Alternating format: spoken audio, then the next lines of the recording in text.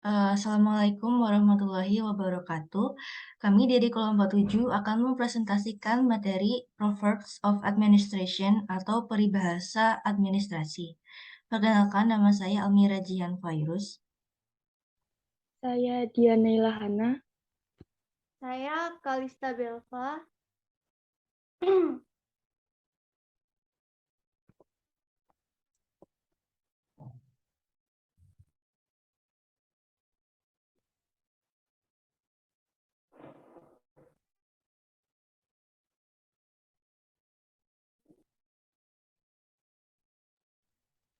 Baik, saya akan menjelaskan sedikit biografi dari Herbert A. Simon.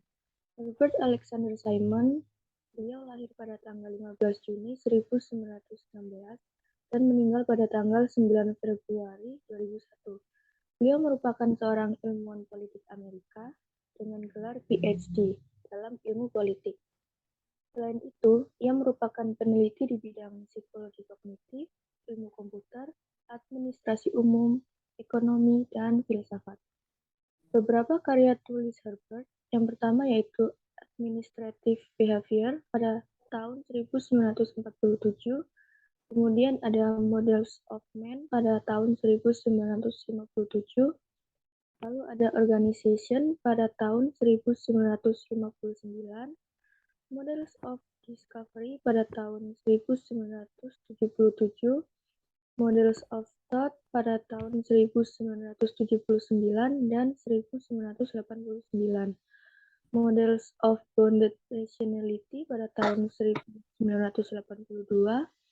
Models of My Life pada tahun 1991, dan yang terakhir The Science of the Artificial yang third edition pada tahun 1996.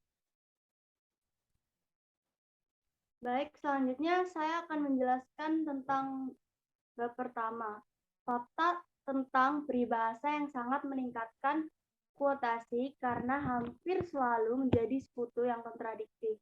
Ini tergantung pada penggunaan untuk yang ingin dimasukkan ke dalam peribahasa pertanyaan.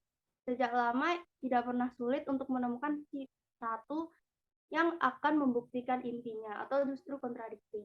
Dalam hal ini sangat membantu dalam persuasi, debat politik, dan semua yang berbentuk retorika.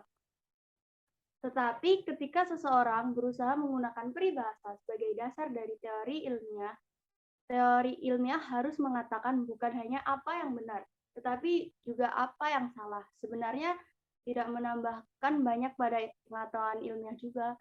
Kontribusi ini bertujuan untuk menunjukkan bahwa suatu daya tarik telah ada dan dalam hukum yang tepat mengatur operasinya.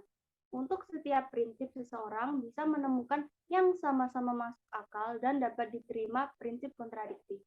Tidak ada teori yang menunjukkan mana yang tepat, namun teori dapat menyajikan beberapa saran yang mungkin kurang konkret dari yang seharusnya. Berikut beberapa administrasi yang diterima. Prinsip A yang terjadi dalam literatur administrasi adalah berikut. 1. Efisiensi administrasi meningkat dengan spesialisasi tugas di antara kelompok. 2. Efisiensi administrasi meningkat dengan mengatur anggota kelompok dalam hierarki otoritas yang pasti.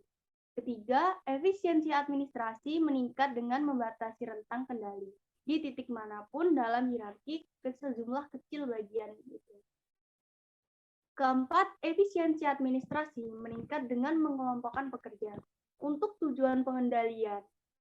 Seni administrasi seharusnya menunjukkan bahwa masalah yang sama juga dialami oleh sebagian besar teori psikologi Freudian, serta oleh beberapa teori psikologis yang lain.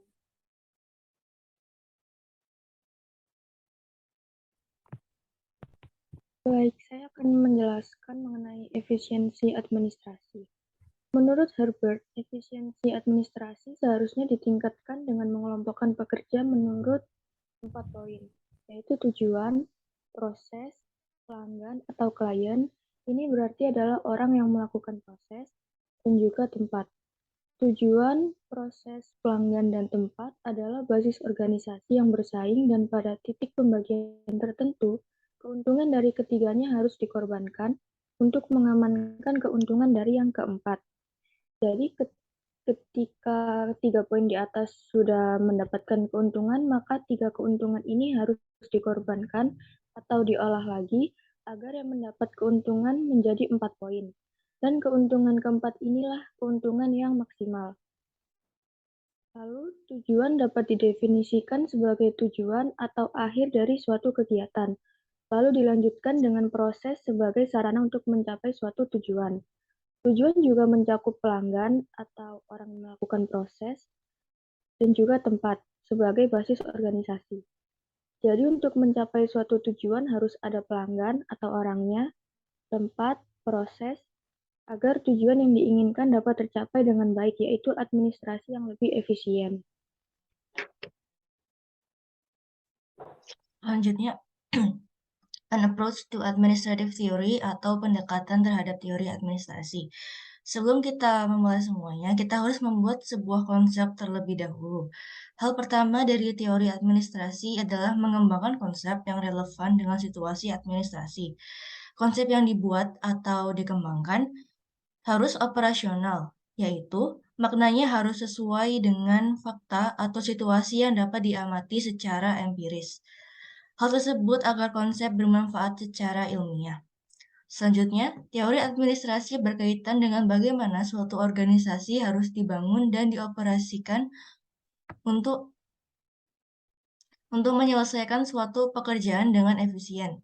Contoh dari administrasi yang dibuat oleh Henry Fayol yang pertama aktivitas teknis, aktivitas komersial, aktivitas finansial, aktivitas keamanan, akuntansi, dan manajemen.